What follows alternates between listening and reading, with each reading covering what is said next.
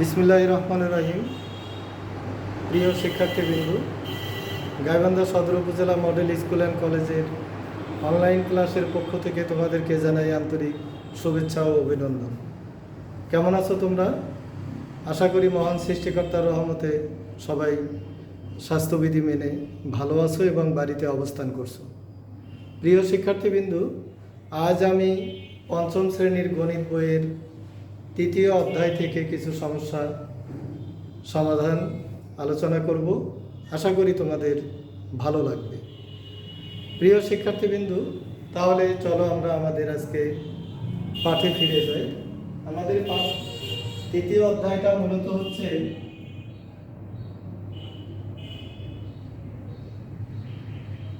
চার প্রক্রিয়া সম্পর্কিত সমস্যাবলী।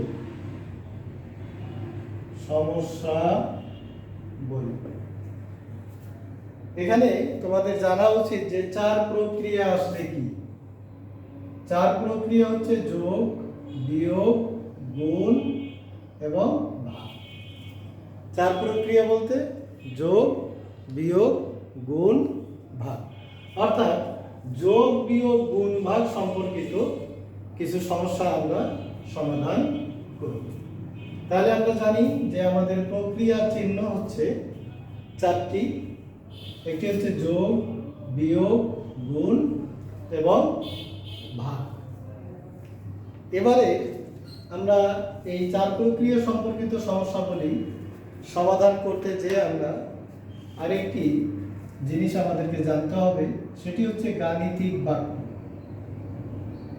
গাণিতিক বাক্য অর্থাৎ আমরা একটা সমস্যাকে গাণিতিক বাক্যে প্রকাশ করেও সমাধান করতে পারি। গাণিতিক বাক্য কাকে বলে? একটি বাক্যকে গাণিতিক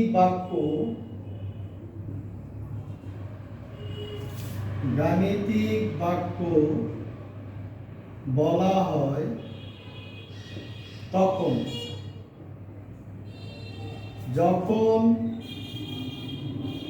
বাক্যটি সত্য না মিথ্যা তা নির্ণয় করা যায়। তাহলে গাণিতিক বাক্য আমরা কাকে বলবো?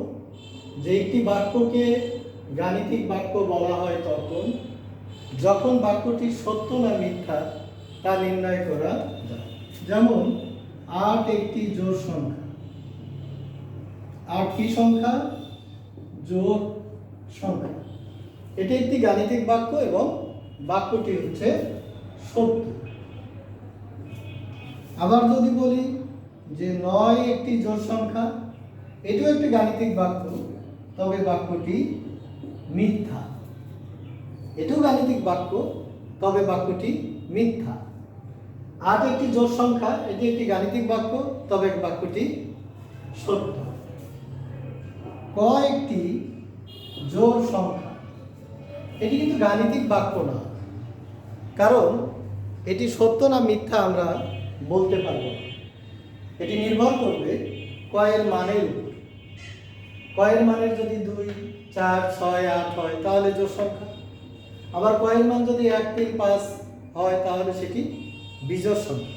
তার মানে এটিকে আমরা গাণিতিক বাক্য বলতে পারবো না, এটিকে আমরা বলবো খোলা বাক্য। কি বাক্য? খোলা বাক্য। প্রিয় শিক্ষার্থীবৃন্দ, আশা করি তোমরা গাণিতিক বাক্য কি এটি বুঝতে পেরেছো। যে একটি বাক্যকে গাণিতিক বাক্য বলা হয় তখন যখন বাক্যটি সত্য না মিথ্যা তা নির্ণয় করা যায়। অর্থাৎ বাক্যটি সত্য হলে সত্যও নির্ণয় করা যেতে পারে, বা মিথ্যাও হতে পারে, সত্যও হতে পারে, এটি আমরা নির্ণয় করতে পারবো, সেটি হচ্ছে গাণিতিক বাক্য। আর যদি আমরা সত্য না মিথ্যা তা নির্ণয় করতে না পারি তাহলে সেটি কিন্তু গাণিতিক বাক্য হবে না, ওটিকে আমরা বলবো খোলা বাক্য।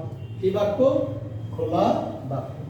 প্রিয় শিক্ষার্থীবৃন্দ, আমরা চার প্রক্রিয়া সম্পর্কিত সমস্যাবলী করতে যে প্রথমে আমরা যেটা করব সেটা হচ্ছে হিসাব করো। কি করো? হিসাব করো। যেমন তোমাদের বইয়ের 13 পৃষ্ঠার 1 নম্বর একটা কাজ আছে, 12/2 গুণ 3 প্রথম বন্ধন। 12/2 গুণ 3 আছে কি 2 এবং 3 আছে কিন্তু প্রথম বন্ধন। প্রিয় শিক্ষার্থীবৃন্দু, যখন আমরা এই যে হিসাব করো এই জাতীয় অঙ্ক করতে যাব, হিসাব করতে যাব, যাদেরকে আমরা সরল অঙ্ক হিসাবে বিবেচিত করি, এই জাতীয় সমস্যার সমাধান করতে গেলে তোমাদেরকে একটা টার্ম মনে রাখতে হবে। সেটি কি? ইংরেজি টার্ম, যেটি তোমাদের ক্লাস করে পড়ানো হয়েছে, সেটি হচ্ছে বড মাস, MAS। এই যে ইংরেজি টার্ম, অর্থাৎ প্রথম অক্ষরটা কি বি, বি ফর কি ব্র্যাকেট, BRACKETS, ব্র্যাকেটস, ব্র্যাকেটসটা কি বন্ধনী। ও তে কি O for of, OF, of এর বাংলা অর্থ হচ্ছে এর। D for division, DIVISION, division কি ভাগ।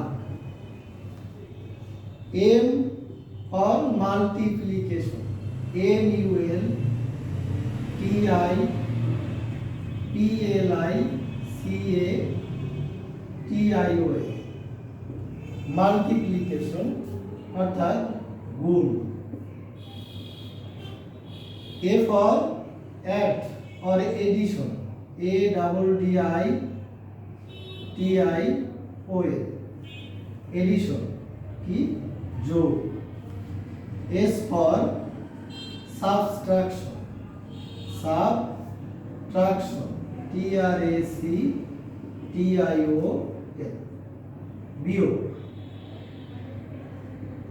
প্রিয় শিক্ষার্থীবৃন্দ, আমরা যদি এই জাতীয় হিসাব অঙ্কগুলো করতে চাই বা সরল অঙ্ক যাদেরকে আমরা বলি, এগুলোকে যদি আমরা সমাধান করতে চাই, তাহলে আমাদেরকে এই টার্মটা মুখস্থ করতে হবে। এই টার্ম বড মাস, BODMAS। এখানে এই যে টার্মটা, এখানে 1 2 3 4 5 6টি অক্ষর রয়েছে। B ফর ব্র্যাকেটস অর্থাৎ কি বন্ধনী। ও ফর কি এফ, অফ, অফ মানে এর। ডি হচ্ছে ডিভিশন ভাগ, এম হচ্ছে মাল্টিপ্লিকেশন গুণ, এ ফর এডিশন বা যোগ, এস হলো সাবট্রাকশন, TRACTION অর্থাৎ বিয়োগ। প্রিয় শিক্ষার্থীবৃন্দ, আমাদেরকে এটি মনে রাখতে হবে উপর থেকে নিচে। আমরা এদিকে একটা তীর চিহ্ন দিলাম, উপর থেকে নিচে। অর্থাৎ যখন এই জাতীয় হিসাব অঙ্ক আমরা পাবো, তখন আমরা প্রথমে বন্ধনীর কাজ করব। প্রিয় শিক্ষার্থীবৃন্দ, বন্ধনী আবার কত ধরনের? 3 ধরনের বন্ধনী। একটা হচ্ছে প্রথম বন্ধনী, একটা হচ্ছে দ্বিতীয় বন্ধনী, আর একটা হচ্ছে তৃতীয় বন্ধনী। প্রিয় শিক্ষার্থীবৃন্দ, তোমরা যখন উপরের ক্লাসে যাবে, সেখানে আরেকটা বন্ধনীর কথা উল্লেখ করা হয়েছে, সেটি হচ্ছে রেখা বন্ধনী। সেটি কি রেখা বন্ধনী। অর্থাৎ যখন বন্ধনী থাকবে এই জাতীয় অঙ্কে, প্রথমে আমরা কার কাজ করব? প্রথম বন্ধনীর কাজ করব। তারপর কার কাজ করব? দ্বিতীয় বন্ধনীর কাজ করব। তারপরে তৃতীয় বন্ধনীর কাজ করব। আর যদি রেখা বন্ধনী থাকে, তাহলে রেখা বন্ধনীর কাজটা আমরা সবার আগে করব। এরপরে কার কাজ হবে? অফ মানে কি এর কাজ। কার কাজ? এর কাজ। যদিও পঞ্চম শ্রেণীর গণিত বইয়ে এর ব্যবহার খুব কম আছে, হিসাব অঙ্কের মধ্যে এর ব্যবহার নেই। তাহলে এর পরে আমরা কার কাজ করব? ভাগের কাজ করব, ডিভিশন। কার কাজ? ভাগের কাজ। তারপরে মাল্টিপ্লিকেশন বা গুণের কাজ করব। এরপরে এডিশন বা যোগের কাজ করব। এরপরে আমরা কি করব? বিয়োগের কাজ করব। আমরা ধারাবাহিকভাবে উপর থেকে নিচের দিকে, অর্থাৎ প্রথমে বন্ধনীর কাজ, ব্র্যাকেটের কাজ করব। প্রথম বন্ধনী, দ্বিতীয় বন্ধনী, তৃতীয় বন্ধনী, অর্থাৎ ফার্স্ট ব্র্যাকেট, সেকেন্ড ব্র্যাকেট আর থার্ড ব্র্যাকেটের কাজগুলো পর্যায়ক্রমে আমরা করব। এবং যদি বন্ধনীর ভিতরে চিহ্ন থাকে যোগ বিয়োগ গুণ ভাগ, প্রথমে আমরা ভাগের কাজ, তারপর গুণের কাজ এবং এরপরে আসবে যোগের কাজ, বিয়োগের কাজ। আমরা যোগ বিয়োগের কাজ একসাথেও করতে পারবো, আলাদা করেও করতে পারবো। প্রিয় শিক্ষার্থীবৃন্দ, তাহলে আমরা আসি আমাদের যে হিসাব করো সমস্যা 13 পৃষ্ঠার 1 নম্বর কাজটি দেখো। আমাদের এখানে কি আছে? বন্ধনী আছে। কি বন্ধনী? প্রথম বন্ধনী। বন্ধনীর মধ্যে শুধু প্রক্রিয়া চিহ্ন একটি আছে, গুণ। তাহলে এটির কাজটা কিন্তু এখানে ভাগের এখানে কিন্তু বন্ধনী নেই। তাহলে আমাদের এই বন্ধনীর কাজটা করতে গেলে কি করতে হবে? আমাকে 2 কে 3 দ্বারা গুণ করতে হবে। 3 দুগুণ কত? 6। 3 দুগুণ কত? 6। এখন আমার আসলো ভাগের কাজ। তাহলে ভাগের কাজ আমরা 12 কে যদি 6 দিয়ে ভাগ করি তাহলে কত হবে? 6 দুগুণ 12। আমাদের উত্তর কিন্তু এসে গেল 2। অর্থাৎ এই হিসাবের ফলাফলটা হলো 2। অর্থাৎ সরলকৃত মান বা হিসাবকৃত যে মানটা আমরা পাইলাম সেটি পাইলাম কত? 2। প্রিয় শিক্ষার্থীবৃন্দ, আমরা অনুরূপ অঙ্ক এখানকার 2 নাম্বার একটি অঙ্ক আছে 12/2 গুণ 3। প্রিয় শিক্ষার্থীবৃন্দ, তোমরা দেখো এটা কিন্তু একই অঙ্ক। 12/2 গুণ 3, এখানে 2 আর 3 বন্ধনীর মধ্যে আছে, এখানে কিন্তু 2 আর 3 বন্ধনীর মধ্যে নাই। তাহলে যেহেতু বন্ধনী নাই, তাহলে আমাদের এখানে প্রক্রিয়া চিহ্ন কি কি আছে? ভাগ আছে আর গুণ আছে। তাহলে ভাগ এবং গুণের কার কাজ আগে হবে আমরা দেখি। ভাগের কাজ আগে, তারপরে গুণের কাজ।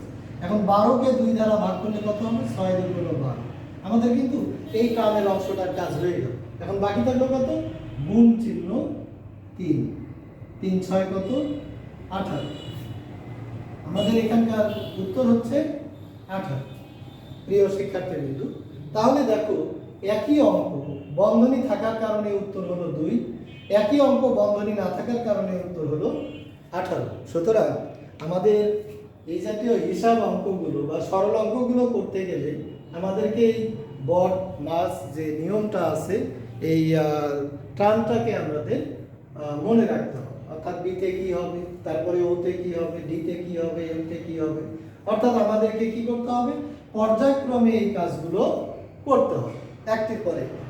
অর্থাৎ ভাগের পরে আমাদের গুণের কাজ করতে হবে, গুণের পরে আমরা যোগ বিয়োগের কাজ একসাথেও করতে পারবো, আলাদাও করতে পারবো। কিন্তু গুণের মানে ভাগের আগে গুণের কাজ করা যাবে না। প্রিয় শিক্ষার্থীবৃন্দ, এবারে আমরা 13 পৃষ্ঠার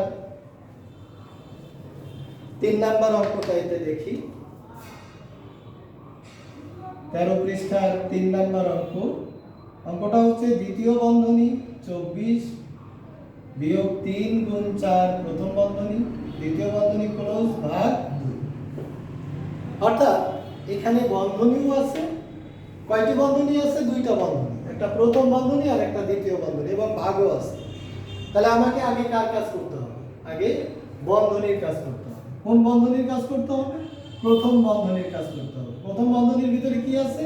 3 আর 4 গুণ আছে। 3 4 কত? 12। তাহলে আমার প্রথম বন্ধনীর কাজ শেষ। আমরা প্রথম বন্ধনীটা উঠায় দিলাম। ভাগ কত হবে? 2। এখন 24 থেকে 12 বিয়োগ করলে কত হবে? 12। দ্বিতীয় বন্ধনীর কাজ শেষ। এখন আমাদের কি থাকলো? ভাগ 2।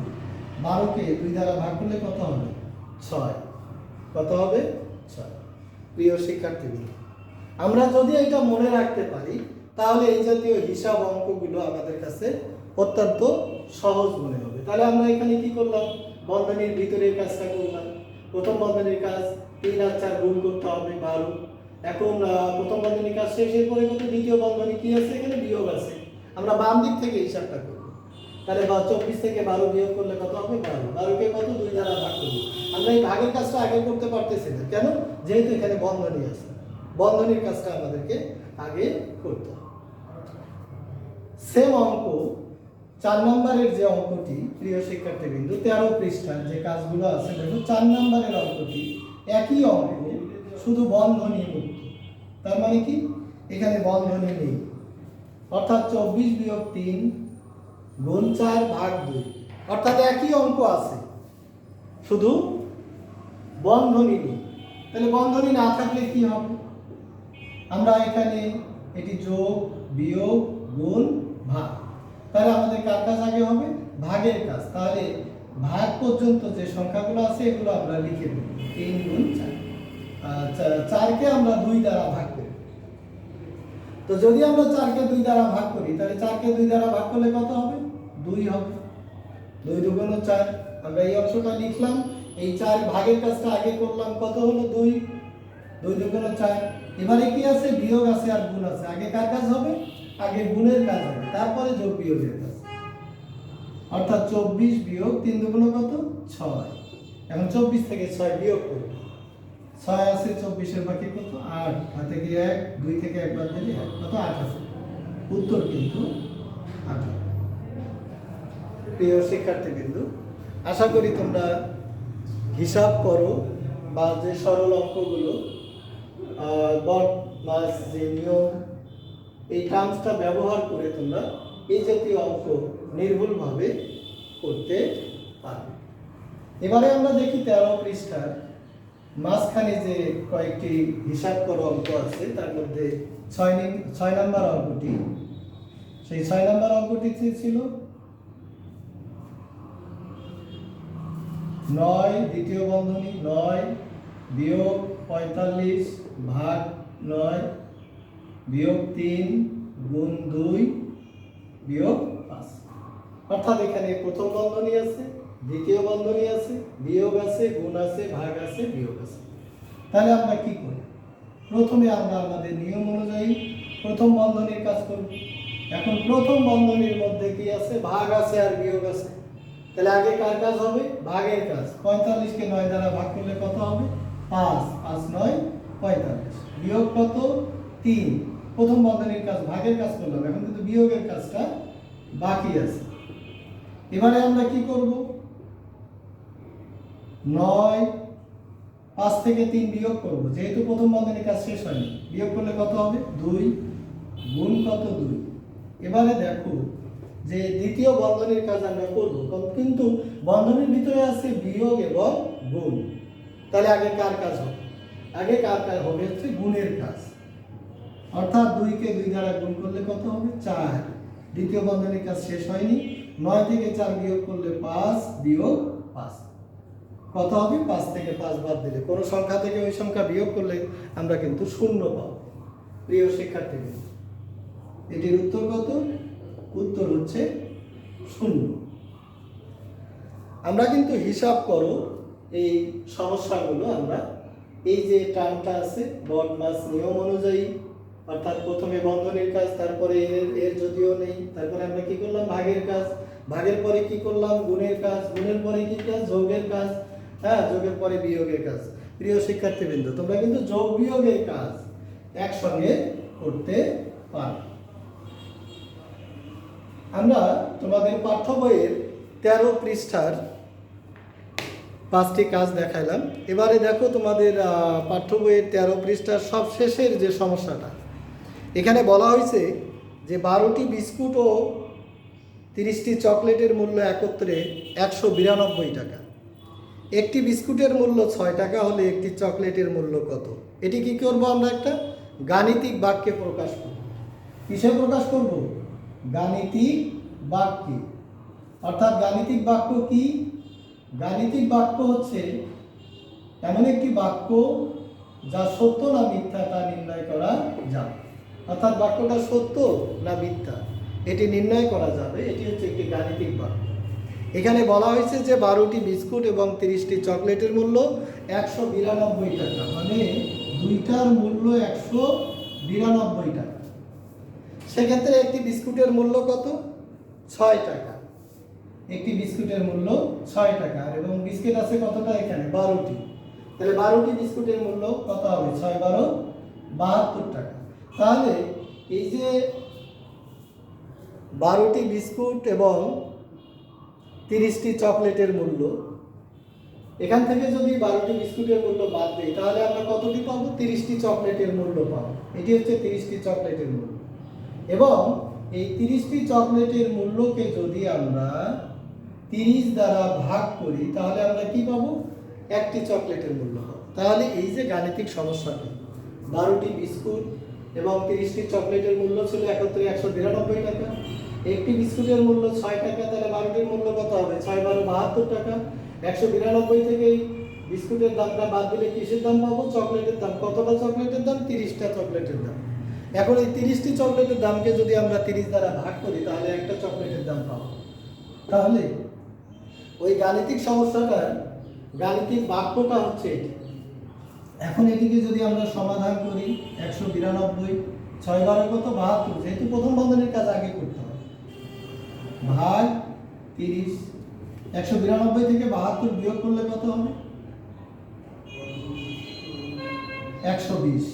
2 আছে 2 শূন্য, 7 আছে 9 ভাগে 2 1, 120 ভাগ কত? 30।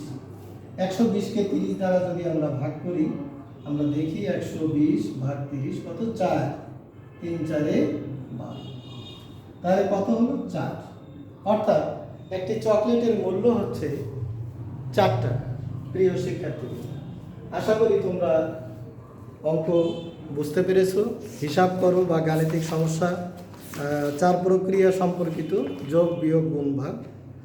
তোমরা বাসায় এগুলো বেশি বেশি করে প্র্যাকটিস করবে, তাহলে এই জাতীয় সমস্যা তোমাদের কাছে সমাধান করা অত্যন্ত সহজ হবে। তোমরা অনুশীলনী 3-এ তোমাদের বাসার একটু কাজ দিচ্ছি, এগুলো বাসায় করবে। অনুশীলনী 3-এর 1 2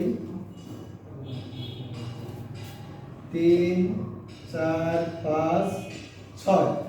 প্রিয় শিক্ষার্থীবৃন্দ, তোমরা তো বাসায় থাকো, যেহেতু করোনাকালীন সময় বাসায় আসো স্বাস্থ্যবিধি মেনে, তোমরা বাসায় বেশি বেশি করে এই কাজগুলো করে ফেলবে।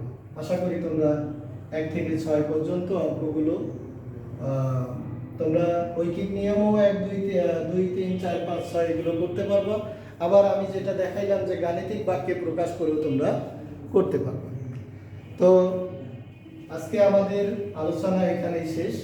আগামী দিনে 3য় অধ্যায়ের অন্যান্য সমস্যা নিয়ে হাজির হব বা সমাধান করার চেষ্টা করব। সে পর্যন্ত তোমরা ভালো থাকো। আল্লাহ হাফেজ।